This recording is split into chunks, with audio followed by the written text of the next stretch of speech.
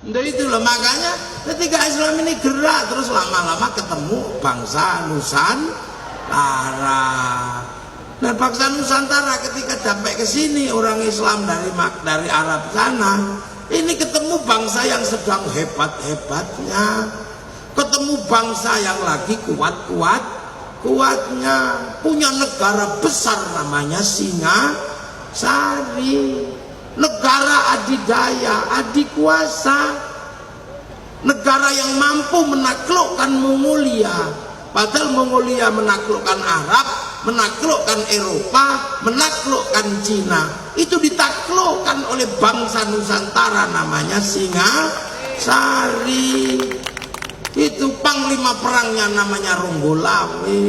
Anak siapa? Anak Arya Wiraraja, orang Madura, yang mengatur strategi perang melawan Mongolia. Orang Madura namanya Arya Wiraraja. Kalian sudah nggak ngerti itu. Makamnya di mana? Kamu sudah nggak ngerti. Madura punya orang hebat yang mengatur bagaimana Singasari melakukan ekspedisi Pamalayu untuk menaklukkan Mongolia. Setelah itu Arya Wiraraja mengatur berdirinya bangsa besar namanya Majapahit. Jadi kingmakernya Majapahit ada di Pulau Madura. Orang Madura nggak ngertinya Sakera.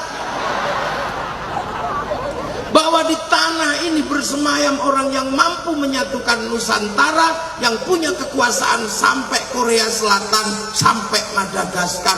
Itu yang ngatur semuanya orang Madura, namanya Arya Wiraraja. Anak milenial nggak ngerti. Ini loh, makanya malam hari ini saya mau bongkar semuanya, biar anak-anak muda tidak kehilangan masa lalu, biar tidak menyalahkan siapapun. Bahwa Islam ketemu bangsa ini, ketemu bangsa yang sangat maju, bangsa yang sangat besar, namanya bangsa Majapahit, dan sebelumnya ada bangsa Singasari. Dan orang Madura tidak boleh melupakan yang membuat bangsa sebesar itu, desainernya ada di Pulau Madura, nggak boleh. Maka Madura kapan-kapan harus bikin pesta, festival Arya Wiraraja, mesti dibuatkan biar nggak lupa. Iya, memang pusat kekuasaannya ada di Majapahit, di Mojokerto, tapi desainernya ada di Madura. Jadi ada kingmaker. Jadi itu nggak ngerti lah sekarang mana. Taunya Arya Wiraraja nama terminal di Sumenep itu aja. Jangan main-main sampean. Orang hebat di sini yang membuat bangsa ini disegani oleh seluruh dunia. Mongolia punya kapal yang sanggup mengangkut 1.500 tentara, 500 kuda. Kapal yang paling ditakuti. Sama kapal Kertanegara dihajar karena kapal Singasari sanggup mengangkut 1.500 tentara, 2.500 tentara, 1.500 kuda. Kapal besar. Makanya jangan sekali-sekali kamu dibodohi orang, menganggap bangsa ini bangsa kecil, bangsa tempe. Bangsa ini bangsa besar, apapun dimiliki oleh bangsa ini. Orangnya kecil-kecil tapi orangnya kuat-kuat. Apa yang tidak dimiliki bangsa ini? Mari kita hitung satu-satu. Ya, orang Cina punya kisah cinta namanya Sampai Eng Tai. Orang Eropa punya kisah cinta Romeo Juliet. Orang Arab punya Kais dan Laila. Orang Nusantara banyak sekali kisah cinta, mulai dari Andi-Andi Lumut, Panji Asmoro Bangun.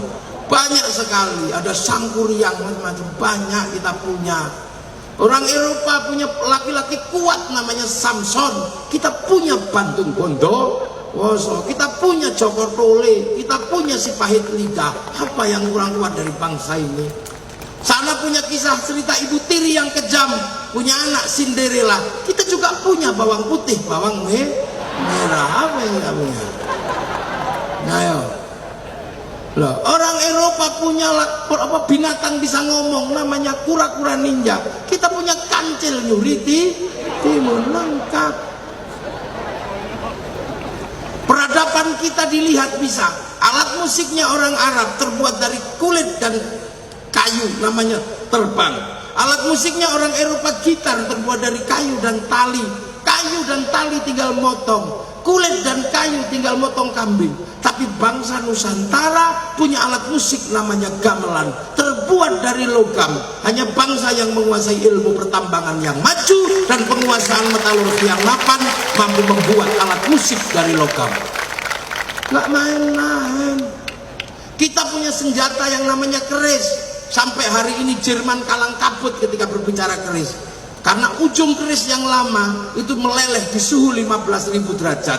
Nuklir hanya sanggup mengangkat sampai 6.000 derajat. Lantas nenek moyang kita sanggup mengangkat 15.000 derajat. Api apa? Saya sudah nggak ngerti, saya juga nggak bisa jawab. Saya akhirnya jawab itu dulu logamnya dibawa jin ke neraka, bawa naik lagi. Dan peradaban keris hari ini oleh UNESCO diakui empu terbesar di dunia ada di Pulau Madura.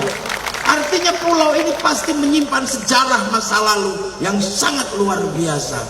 Makanya jangan lupakan sejarah lalu Madura. Loh, ini fakta yang ada di lapangan. Tanya UNESCO. Peradaban keris di dunia pusatnya sekarang ada di Madura, dan satu-satunya empu perempuan ada di Pulau Madura. Hah? Saya aja tahu, kamu nggak ngerti. Kamu sibuk pilpres soalnya. Mari kita pikir satu-satu. Kita punya bangsa besar. Loh, makanya para ulama ketika datang ke Nusantara nggak berani main-main. Cerita tentang surga yang airnya mengalir diceritakan di Nusantara nggak tertarik, karena Nusantara di mana-mana air mengalir. Diceritakan surga itu buah-buahannya banyak, Nusantara sudah banyak buah, cipluan di sawah banyak. Diceritakan surga itu minumnya susu, orang Nusantara nggak terlalu suka minum susu. Diceritakan surga banyak madu, di Nusantara di mana-mana madu. Minumnya arak, kalau mau bikin pohon kelapa banyak, namanya tua. Makanya tidak ada cerita pengislaman di Nusantara menggunakan cerita surga, karena Nusantara orang yang sudah pikirannya maju. Punya kitab undang-undang besar namanya Kitab Negara Kertagama. Punya hukum sosial terbaik namanya Kitab Sutasoma. Punya universitas terbesar di dunia namanya Universitas Nalanda. Lah itu makanya ketika Belanda walaupun 350 tahun kesininya tetap minggat, dan bangsa ini pelan-pelan menjadi bangsa yang bangkit, terus bangkit, dan bangsa ini semakin lama semakin maju. Jangan diprovokasi sampean. Bangsa ini bangsa terpuruk, bangsa jelek, presidennya jelek, TNI-nya jelek, Polri-nya jelek. Mana yang baik selain dirimu? Kita ini bangsa kuat hari ini. Jadi jangan kita ini hari ini iseng aja. Bangsa jelek, presidennya jelek, ya memang kurus, bajunya kotak-kotak. Begitu itulah wajah presiden Indonesia, sama mirip kayak orang Madura, kurus-kurus aja kotak. Ya kita terima ketentuan Allah, ya sudah. Beliau jadi presiden, ya sudah. Kita punya TNI, ya sudah, alhamdulillah. Ini semua dulu siapa yang bangun? Kok tiba-tiba semua sekarang menjadi Muslim? Padahal ini negara Hindu terkuat di dunia. Candi terbesar ada di Nusantara namanya Prambanan, candi Hindu. Candi Buddha terbesar di dunia ada namanya Borobudur. Kok tiba-tiba sekarang menjadi bangsa Muslim terkuat di dunia? Masjid terbesar ada di Indonesia, terbanyak di Indonesia. Orang hafal Quran terbanyak di Indonesia. Orang pergi haji terbanyak di Indonesia. Orang pengajian terbanyak di Indonesia. Kok bisa? Sampai mestinya pakai nalar yang canggih.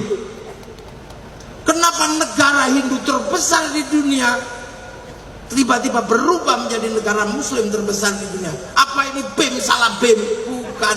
Ini pekerjaan orang-orang yang hebat yang mampu mendesain bangsa baru namanya bangsa Nusantara. Butuh social engineering, butuh political engineering, butuh kedewasaan dalam sikap mengemban misi perubahan di Nusantara. Dan itu siapa? Para wali. Wali itu siapa? Wali itu orang-orang yang download programnya Allah. Sallallahu ala Muhammad sallallahu alaihi wasallam sallallahu